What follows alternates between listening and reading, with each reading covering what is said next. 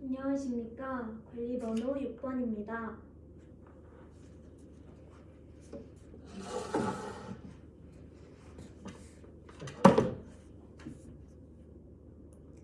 지금부터 수업 설계 조건 답변 드리겠습니다.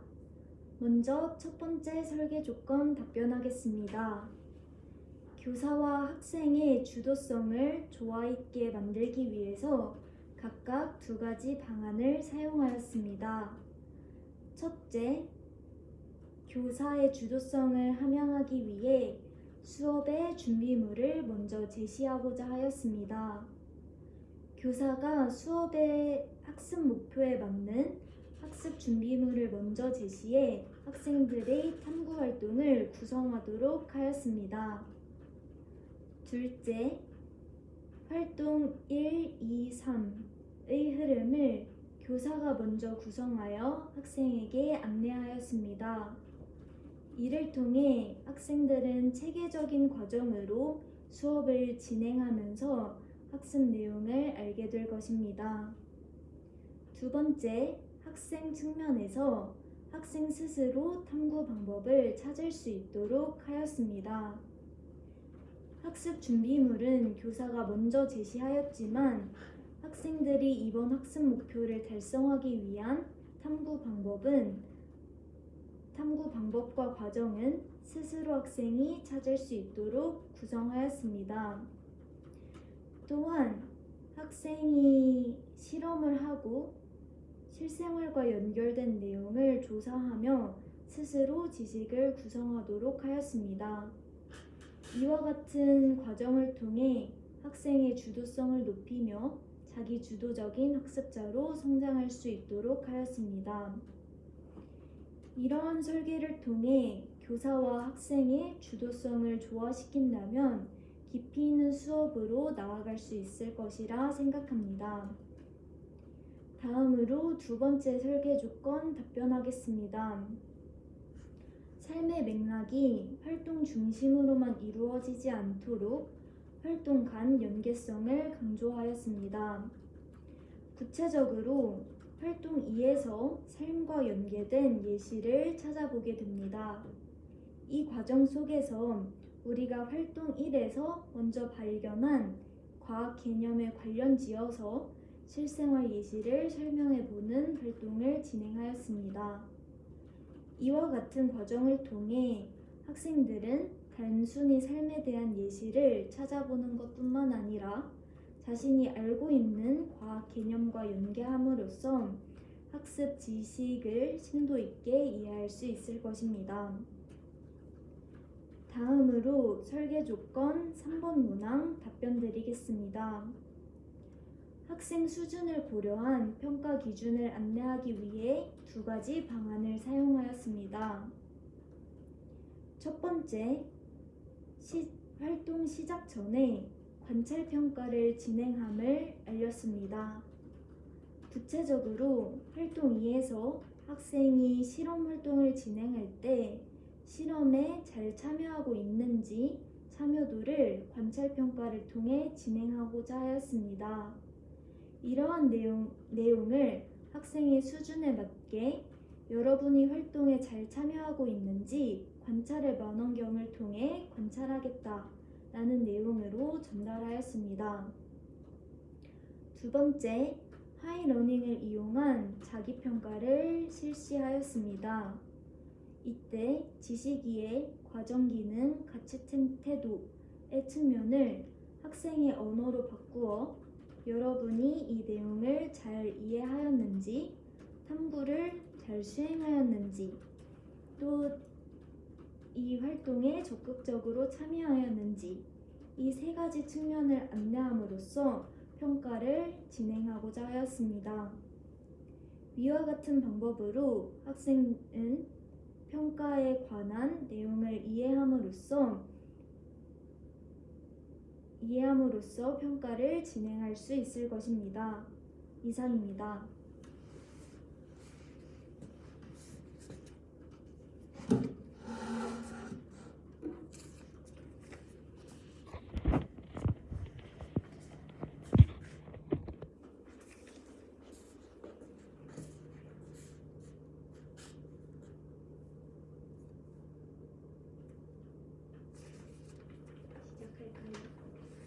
시작하십시오.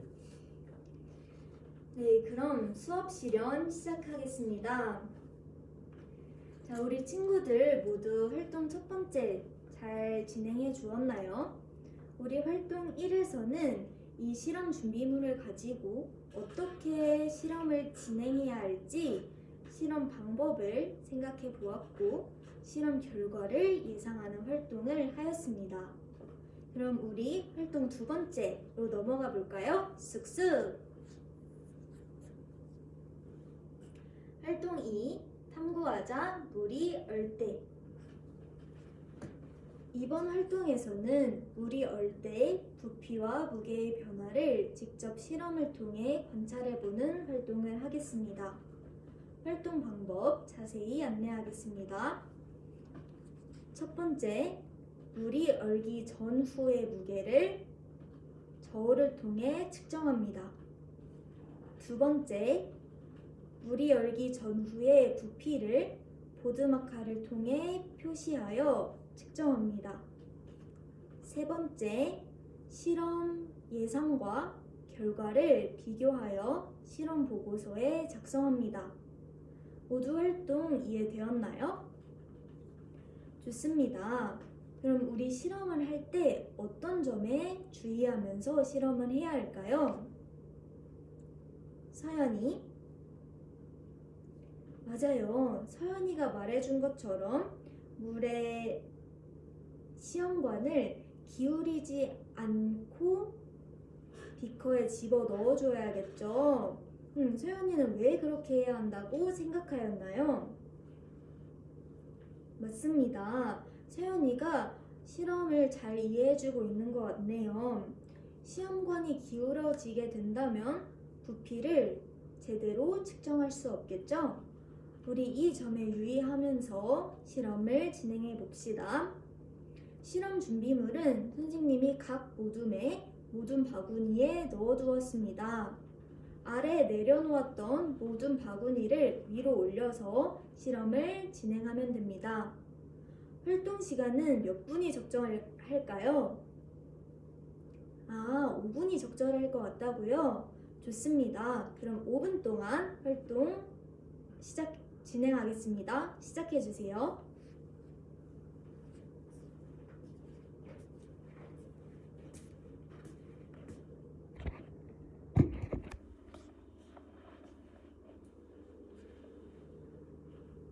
우리 1모둠이 도움손을 들어주고 있네요. 어떤 문제가 있나요?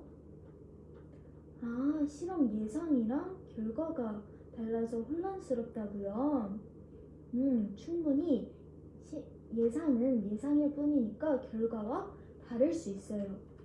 그럼 예상과 결과가 왜 달라졌는지 그 이유에 대해서 모둠끼리 토의해 봅시다. 토의 결과를 이따가 발표해 주세요.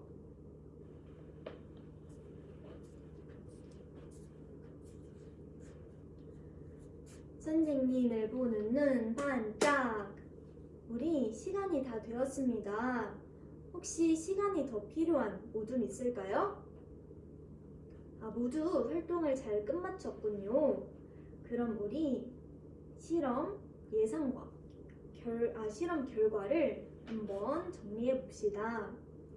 우리 먼저 물의 무게가 어떻게 되었는지 발표해 볼 모둠 있을까요? 1모둠. 1모둠의 진아가 이야기를 해 주었듯이 물의 무게는 물을 얼리기 전에 130g, 물을 얼린 후에도 130g 이었다는 것을 말해 주었네요. 그럼 진아는 이것으로부터 어떤 결과를 알아낼 수 있었나요? 진아가 실험 결과를 잘 정리해 주었어요.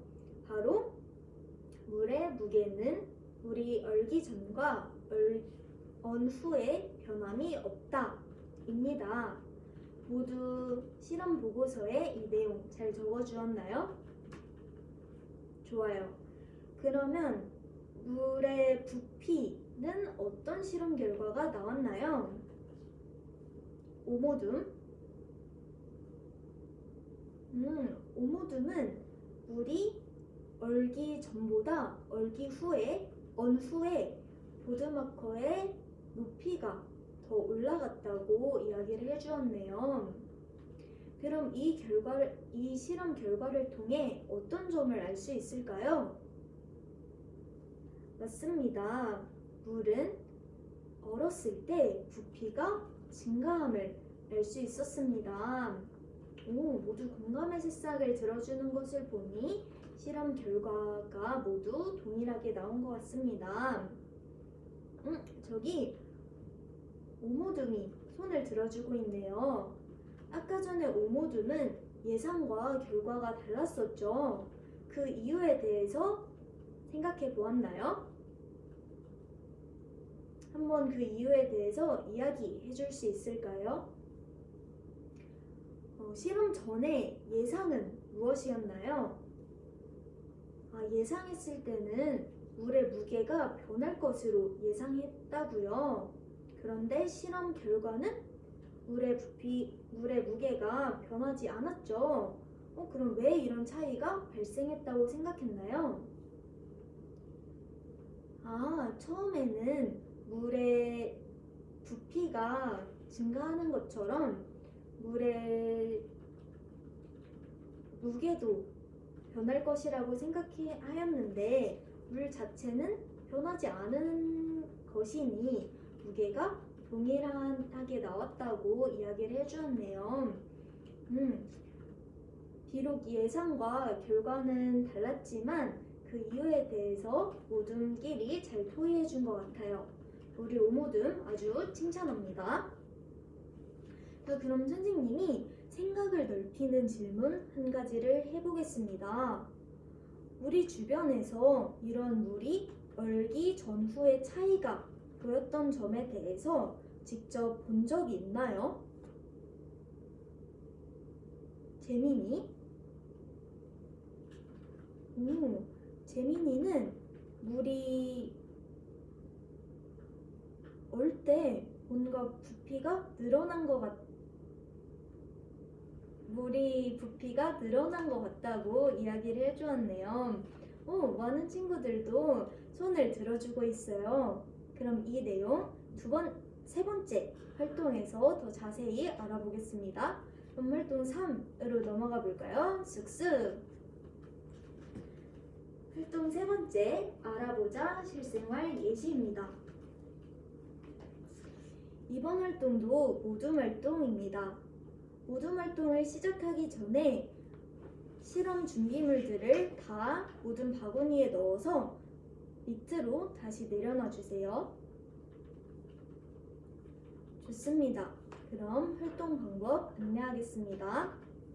첫째, 실생활에서 찾을 수 있는 예시에 대해서 이야기를 나누어 봅니다. 두 번째, 앞서 얻은 실험 결과와 연관지어 설명해 봅니다.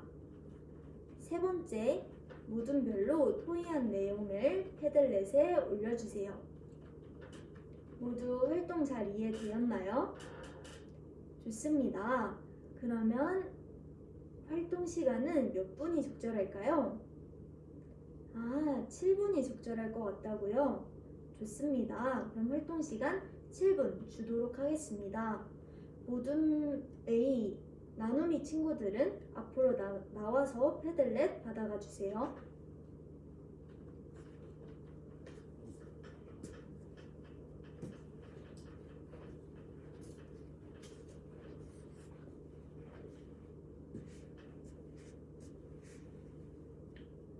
우리 이모든 친구들은 활동을 벌써 다 끝마쳤네요. 그럼 우리 패들렛에 접속해서 다른 다른 친구들이 한 활동에 대해서 좋았던 점을 댓글로 달아주고 또 마음에 든 댓글에는 하트를 눌러주세요. 선생님을 보는 눈 반짝! 우리 활동 시간이 모두 마무리되었습니다. 선생님이 보니 모든 활동을 잘 끝마쳐 준 것 같습니다. 그럼 우리 어떤 내용에 대해서 이야기를 나누었는지 이야기를 해볼 모둠이 있나요? 이모둠? 이모둠은 우리 얼음틀에 얼렸을 때 부피가 늘어난 모습에 대해서 이야기를 해주었네요. 이 점은 앞에서 물이 얼 때 부피가 늘어났다는 점과 연결지어서 생각해 볼 수 있을 것 같아요. 우리 실생활 예시와 활동 내용을 아주 잘 연결한 발표였습니다. 그럼 선생님이 생각을 넓히는 질문을 한 가지 해보겠습니다. 모든 물질이 얼렸을 때 부피가 늘어날까요? 서연이? 맞습니다. 우리 과학 박사 서연이가 말해준 것처럼 거의 대부분 물질은 얼렸을 때 부피가 줄어듭니다. 물이 아주 특수한 경우라고 볼 수 있겠죠. 그럼 우리 활동을 마무리하면서 하이러닝에 접속해 자기평가를 해봅시다. 자신이 활동을 잘 이해했는지, 탐구했는지, 참여했는지 이 세 가지 부분에 대해서 별을 그려주면 됩니다. 우리 모든 친구들이 활동을 잘 해주었다고 평가해 주었네요. 좋습니다. 그럼 우리 이번 활동 정리해 볼까요? 이상입니다.